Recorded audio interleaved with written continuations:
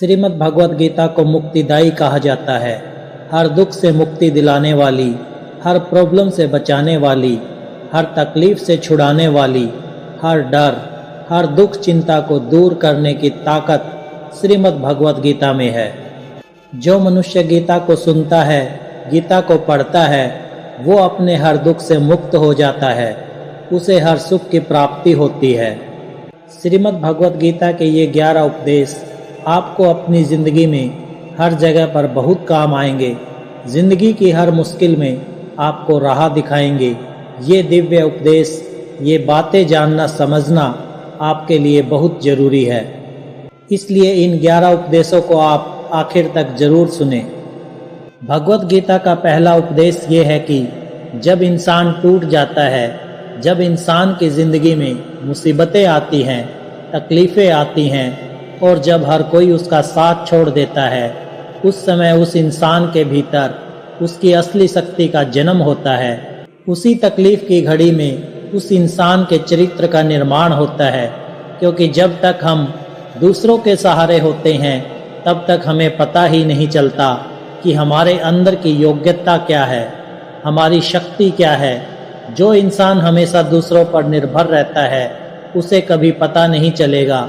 जब जिंदगी में कोई मुश्किल आएगी तो वो उसका सामना कर सकता है या नहीं कर सकता है। जब अपनों से ठोकरें मिलती है और जब इंसान बिल्कुल अकेला पड़ जाता है, तब उसे खुद के लिए खुद ही खड़ा होना पड़ता है, अपनी तकलीफ़ों से खुद ही लड़ना पड़ता है।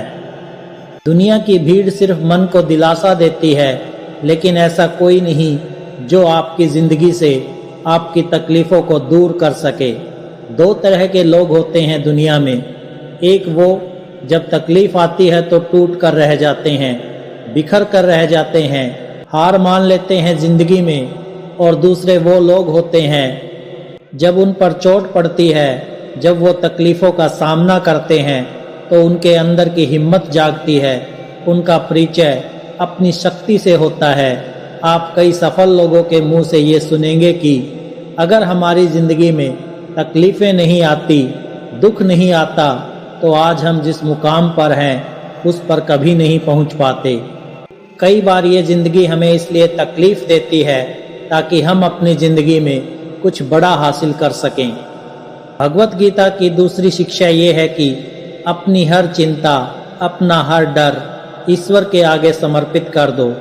जो लोग अपनी चिंताओं का वजन, अपने डर का वजन अपने कंधों पर लेकर चलते हैं, वो जीवन में कभी आनंद को प्राप्त नहीं कर सकते।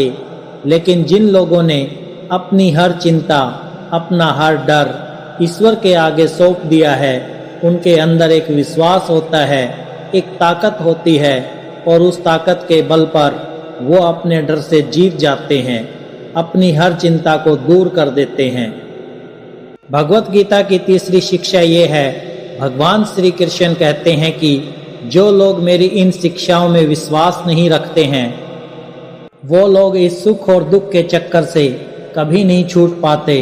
थोड़े दिन जिंदगी में खुशी आएगी, फिर कोई दुख का ऐसा झटका लगेगा, फिर वो इंसान टूट जाता है। फिर कोई खुशी आएगी, फिर इंसान सब भूल जाता है। फिर थोड़े दिनों में और कोई तकलीफ आ जाएगी। ऐसे ये चक्कर चलता ही रहता है। लेकिन जो लोग भगवत गीता की इन शिक्षाओं को मानते हैं, उस पर विश्वास करते हैं, उन पर चलते हैं, उन्हें अपनी ज़िंदगी में उतारते हैं, वो लोग मेंटली बहुत स्टेबल हो जाते हैं। लाइफ के सर्कमस्टांसेस, लाइफ की सिचुएशन उन्हें डिस्टर्ब नहीं कर पाती। बाहर क्या हो रहा है उनका उनके मन पर इतना असर नहीं पड़ता। हर छोटे छोटे दुख में वो दुखी नहीं होते, हर छोटी छोटी खुशी में वो पागल नहीं हो जाते। भगवत गीता हमें ये सिखाती है कि जिंदगी के हर सुख दुख में हमें कैसे जीना चाहिए। भगवत गीता की चौथी शिक्षा ये है कि आप जिंदगी में वही बनते हैं जितना आप खुद पर विश्वास करते हैं। आपको उससे ज़्यादा कभी नहीं मिलने वाला जितना आपको खुद पर विश्वास है। कहते हैं ना, जिस इंसान की छोटी सोच होती है वो छोटी जिंदगी ही जीता है, लेकिन जिस इंसान की सोच बड़ी होती है वो जिंदगी में बड़ा आदमी बनता है। तो आपका विश्वास ही आपको छोटा या बड़ा आदमी बनाता है, आपको कामयाब या नाकामयाब इंसान बनाता है, आपको धनी या गरीब बनाता है, आपको दुखी या सुखी बनाता है। तो जिस चीज़ पर आपका विश्वास ही नहीं है, आप वो कभी बन नहीं सकते। लेकिन अगर आपको खुद पर यकीन है, विश्वास है कि आप जिंदगी के बड़े मुकाम को हासिल कर सकते हैं, आप जिंदगी में कुछ करके दिखा सकते हैं, तो आपको जिंदगी में वो जरूर मिलेगा। इसलिए अपने आज पर नहीं, अपने आप पर विश्वास करना सीखो। भगवत गीता की 5वीं शिक्षा ये है कि हे अर्जुन, मैं हर मनुष्य के वास्तविक स्वरूप को जानता हूँ, उसके भूतकाल, वर्तमान और भविष्य को जानता हूँ। उसके बारे में मुझे सब पता है कि वो कौन है, क्या है और क्या सोचता है, लेकिन मैं क्या हूँ उसे कोई आज तक नहीं समझ पाया। ईश्वर के बारे में सब अपने अपने तरह की बातें करते हैं, पर उसके वास्तविक स्वरूप को आज तक कोई ठीक से नहीं समझ पाया। जब भगवान श्री कृष्ण ने अर्जुन को अपना विश्व रूप दिखाया, उस विश्व रूप में पूरा ब्रह्मांड समाया था। करोड़ों लोग जन्म ले रहे थे और करोड़ों लोग मर रहे थे। इतना विशालकाय भयानक रूप देख के अर्जुन थर थर कांपने लगा कि आप जैसे पहले थे वैसे हो जाइए। मैं आपके इस रूप को देख नहीं पा रहा हूँ। मुझे आपके ही रूप में शिव दिखाई देते हैं, आपके ही रूप में इंद्र दिखाई देते हैं। दुनिया के सारे देवी देवता आपके अंदर दिखाई देते हैं। सूर्य चंद्रमा मुझे आपके भीतर दिखाई देते हैं। सारे नवग्रह मुझे आपके अंदर दिखाई देते हैं। तो श्री कृष्ण ने अर्जुन से कहा, हे अर्जुन, तू मेरे जिस विश्व रूप को देख रहा है, वास्तविकता में ये मेरे रूप का एक अंश मात्र भी नहीं है। तो अर्जुन हैरान हो गया और श्री कृष्ण से पूछने लगा कि अगर ये आपका अंश है तो आप पूरे कैसे हैं? तो श्री कृष्ण बोले कि ना मेरा कोई आदि है, ना मेरा कोई अंत है। मैं अनंत हूँ, मुझे नापा नहीं जा सकता।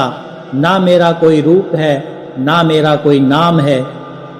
जो जिस नाम से पुकारे, मैं उस रूप में उसके सामने आ जाता हूँ।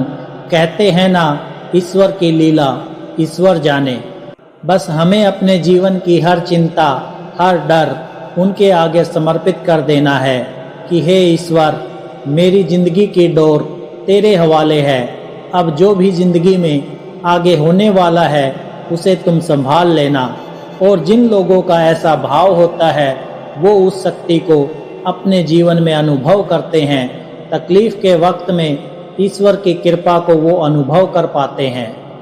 भगवत गीता की 6ठी शिक्षा ये है कि आप जो भी काम करते हैं, आप जिसके साथ भी संबंध रखते हैं, उससे मेंटली खुद को कभी अटैच नहीं करना चाहिए। काम काम के लिए करो, ना कि काम के पीछे पागल हो जाओ। संबंध जीवन में आनंद के लिए बनाओ, ना कि उन संबंधों से ही अपने जीवन में पीड़ा लेकर आओ। इंसान बहुत अजीब है। जो चीज़ें उसके सुख के लिए बनाई गई हैं, उन चीज़ों से ही इंसान अपने लिए दुख खरीद लेता है, उन चीज़ों में अपने लिए दुख खड़ा कर देता है। किसी और को क्या दोष दें? जो हम दुनिया अपने लिए बनाते हैं, उसी दुनिया से हमें दुख प्राप्त होने लगता है। इसलिए संबंध प्रेम के लिए बनाइए, आनंद के लिए बनाइए, दुख और पीड़ा के लिए नहीं। भगवत गीता की 7वीं शिक्षा ये है कि इंसान का मन ही उसका सबसे अच्छा दोस्त है और इंसान का मन ही उसका सबसे बड़ा दुश्मन है। जो मन आपके हिसाब से चले वो मन आपका सच्चा साथी बनता है, लेकिन जो मन आपको अपने हिसाब से चलाए, आपको कंट्रोल करे, उस मन से बड़ा दुश्मन आपका और कोई नहीं हो सकता। जब मन इंसान के वश में होता है तो वो उसे रोशनी की तरफ ले जाता है, लेकिन जब इंसान का मन गुलाम बन जाता है तो वो मन इंसान को अंधकार की तरफ ले जाता है। भगवत गीता की 8वीं शिक्षा ये है कि जो मनुष्य हमेशा अपना फायदा देखता है, सबसे पहले अपना स्वार्थ देखता है, वो कभी सच्चे प्रेम को नहीं समझ पाएगा। क्योंकि प्रेम एक निस्वार्थ होने का भाव है। प्रेम लेने का नाम नहीं, प्रेम देने का नाम है। जिसे कुछ चाहिए वो प्रेम नहीं हो सकता। जब आप किसी मतलबी और स्वार्थी इंसान से प्रेम करोगे तो बदले में आपको पीड़ा ही मिलेगी, क्योंकि स्वार्थ और प्रेम दोनों एक जगह नहीं रह सकते। इसलिए इस मतलब भरी दुनिया में सोच समझकर अपना प्रेम किसी पर लुटाना, क्योंकि ये जरूरी नहीं कि यहाँ प्रेम के बदले में आपको प्रेम मिलेगा, क्योंकि अक्सर आज के युग में लोगों को प्रेम के बदले पीड़ा ही मिलती है। इसलिए अपने मन का प्रेम कभी भी किसी मतलबी और स्वार्थी इंसान से कभी नहीं लगाना चाहिए। भगवत गीता की 9वीं शिक्षा ये है कि मनुष्य के जीवन की 3 अवस्थाएं होती हैं, बचपन, जवानी और बुढ़ापा। उसके बाद उसकी मृत्यु हो जाती है। हालांकि उसका शरीर तो छूट जाता है, लेकिन जो उसका अंतर मन है वो नहीं मरता। वो फिर जन्म लेता है जब तक कि वो अपने मन की वासनाओं से मुक्त नहीं हो जाता। जब तक हमारे अंदर की इच्छाएं, वासना नहीं छूटती, तब तक मन कभी आज़ाद नहीं हो सकता। याद रखना, जिंदगी में इच्छाएं और वासना जितनी ज़्यादा होंगी, खुशियाँ उतनी कम हो जाएंगी। अगर आप खुश नहीं हैं तो गौर करना अपनी जिंदगी की तरफ। आपके मन में इच्छाएं बहुत सारी पड़ी हुई हैं। इंसान खुश तभी रह सकता है जब वो अपनी इच्छाओं को मिनिमाइज कर ले। उदाहरण के तौर पर, अगर आपके मन में 100 खुशियां हैं और 10 इच्छाएं हैं तो आपकी खुशी 90 पर रह जाएगी। अगर आपके अंदर 100 खुशियां हैं और 50 इच्छाएं हैं तो आपकी खुशियां आधी रह गई। और अगर आपके अंदर 100 इच्छाएं हैं तो आपकी खुशी 0 हो जाती है। और अगर आपके अंदर 100 से भी ज़्यादा इच्छाएं भरी हुई हैं तो आपकी खुशी माइनस में चली जाती है। आपकी खुशी दुख में बदल जाती है। सिंपल सा गणित है, इच्छाएं घटाओ, खुशियां अपने आप बढ़ेंगी, या फिर इच्छाएं बढ़ाओ, दुख अपने आप आएगा। भगवत गीता की 10वीं शिक्षा ये है कि हर इंसान को अपने कर्तव्य का पालन करना चाहिए, बिना किसी चिंता के, बिना किसी लालच के या बिना किसी स्वार्थ के। जो इंसान बिना चिंता, बिना लालच, बिना स्वार्थ के कोई काम करता है, उसे उस काम से कभी दुख नहीं मिलेगा। किसी काम से दुख सिर्फ तभी मिलता है जब हम उसमें अपनी लालच जोड़ लेते हैं, जब हम उसमें अपना स्वार्थ जोड़ लेते हैं, जब हम उसको लेकर के चिंता करने लगते हैं। सच ही कहते हैं, दुख कहीं बाहर नहीं है, इंसान खुद ही अपने लिए दुख खरीद लेता है। अगर कर्म के फल से छूटना चाहते हो तो मन के लालच का त्याग करके, मन के स्वार्थ और चिंता का त्याग करके हर कर्म को करना चाहिए। जो इस भांति से कर्म करता है उन्हें ही श्री कृष्ण ने योगी कहा है। श्रीमद् भगवत गीता का 11वां उपदेश ये है कि श्री कृष्ण कहते हैं कि मैं हर इंसान के दिल में रहता हूँ। ऐसा कोई इंसान नहीं जिसके अंदर मेरी शक्ति ना हो। लेकिन इस कलयुग में लोग दिल की सुनना ही छोड़ देंगे। जो इंसान के अंदर चेतना है उसकी सुनना ही छोड़ देंगे।